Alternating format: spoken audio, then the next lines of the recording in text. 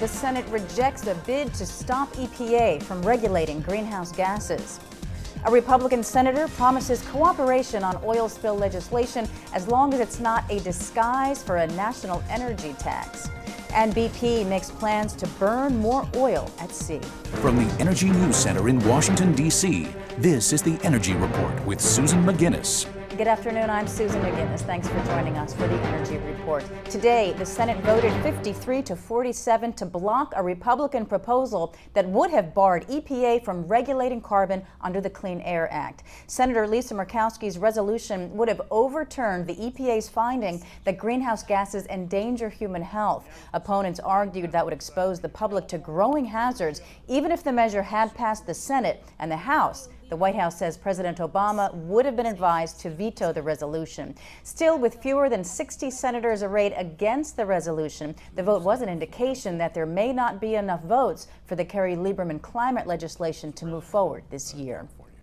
Meantime, Senate Majority Leader Mitch McConnell says he is willing to work with Democrats on legislation to respond to the oil spill, but not if it's an attempt to force a climate bill, which he calls a national energy tax on Americans. McConnell said he is confident there's enough bipartisan opposition to climate legislation that if the Democratic leadership tried to use the oil spill to pass such legislation, it'll be shot down. McConnell said Republicans want to work with Democrats in crafting legislation that is an appropriate response to the spill. But he warned energy legislation moving out of the House is totally unrelated to the crisis at hand.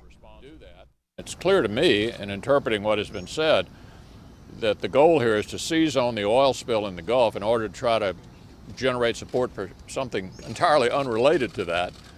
And I can tell you with total confidence that in the United States Senate, even though the measure passed in the House, there is bipartisan opposition to a national energy tax. And it has absolutely nothing to do with the environmental catastrophe that we're witnessing in the Gulf. McConnell's comments come after a meeting with the president and other congressional leaders. The oil spill was a big part of their discussion. BP says it plans to burn off hundreds of thousands of gallons of oil from the Gulf spill by early next week, part of an effort that could nearly double the amount of oil captured daily. A company official says BP is bringing in a semi-submersible drilling rig, the Q4000, that would capture and burn about 420,000 gallons of oil a day. The system will use the same equipment used in the top kill procedure, but this time the process will work in reverse. Oil and gas siphoned from the well will flow up the Q4000, where it will be sent down a boom, turned into a mist, and ignited using a burner.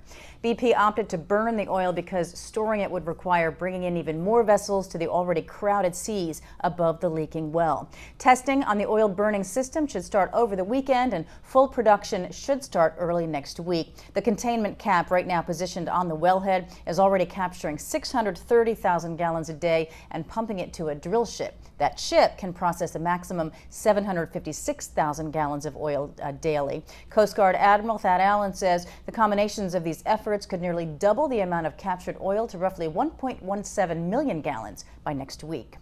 And the Coast Guard could get a boost in the amount that it can spend on the cleanup. A bill is on its way to President Obama's desk that would remove the $100 million cap from a government trust fund used to pay cleanup costs. The House voted 410-0 to lift that spending cap. Lawmakers said BP will be required to reimburse the Coast Guard's expenses.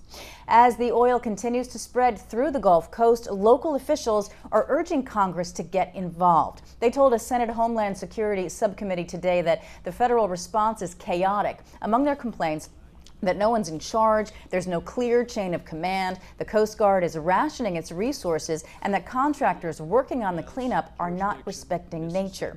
One parish president says the confusion will lead to disastrous results. We will lose more coastline from this disaster in Louisiana than we lost for Katrina, Rita, Gustav, and Ike combined. We've already lost 20 miles of Passalutra. It is dead, and as soon as the grass and the cane falls into the water, the land will wash away.